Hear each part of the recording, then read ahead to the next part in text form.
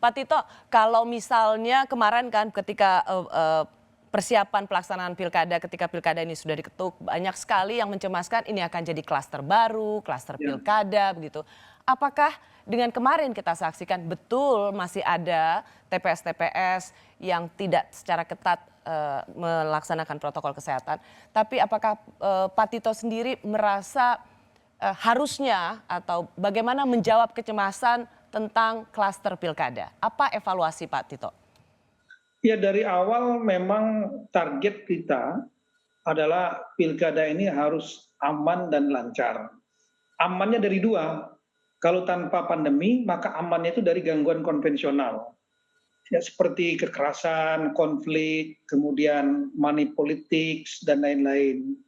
Tapi khusus pandemi COVID-19 ini, karena 270 daerah yang kepala daerahnya akan melaksanakan pilkada, dan karena ada 9 gubernur, otomatis seluruh provinsi kabupaten di provinsi tersebut akan terlibat.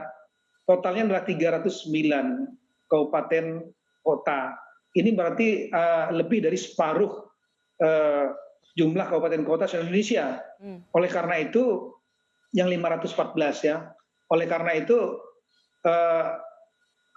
persiapan kita memang betul-betul harus matang betul.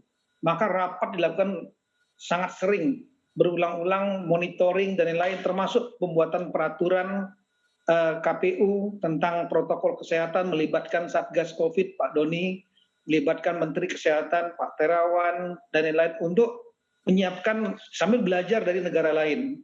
Duta besar Korea Selatan kita undang khusus untuk menjelaskan dengan timnya, dan kemudian dari situ protokol-protokol ini disosialisasikan dan dikoordinasikan ke semua jajaran yang ada, stakeholder yang ada.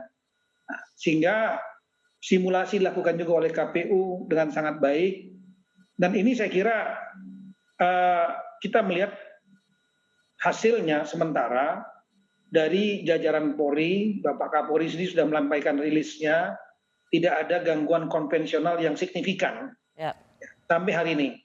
Kemudian kedua, dari segi aman COVID-19, terlepas nanti kita lihat bagaimana grafiknya nanti tren, tapi Kasatgas Covid Bapak Legend Doni Monardo sudah menyampaikan bahwa saya sendiri mengikuti live streamingnya dengan data-data pendukung yang cukup kredibel. Itu kepatuhan bervariasi antara 89 sampai 96%. Artinya kepatuhan protokol itu yang terendah adalah 89%, yang tertinggi 96%. Itu bagus dong berarti ya Pak? Ya, kalau ada yang 4%, 5% yang nggak mengikuti protokol mungkin karena masalah medannya. Daerah-daerah yang sulit. Kita negara besar, negara populasi nomor 4 terbesar di dunia, 100 juta lebih potensi pemilih, kemudian 3 time zone. Bayangkan negara kita ini sebetulnya dari ujung timur, ujung barat sama dengan dari Amerika dari San Francisco sampai dengan ke New York ya. Ya, ini tapi medan kita jauh lebih berat karena ada gunung, ada lembah, ada pantai, ada pulau. Pemilihnya tersebar tidak hanya di kota-kota. Nah, ini menimbulkan ada problema-problema tersendiri, termasuk distribusi alat pelindung protokol, mungkin ada yang terlambat karena pesawat dan lain-lain, sehingga tingkat kepatuhannya tidak mencapai 100%. Tapi saya kira 89 sampai 96% mudah-mudahan tidak menimbulkan klaster yang baru.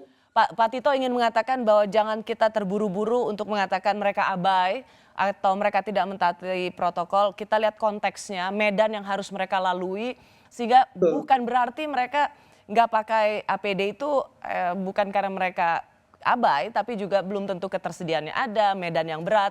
Jadi melihat konteks geografisnya Pak Tito.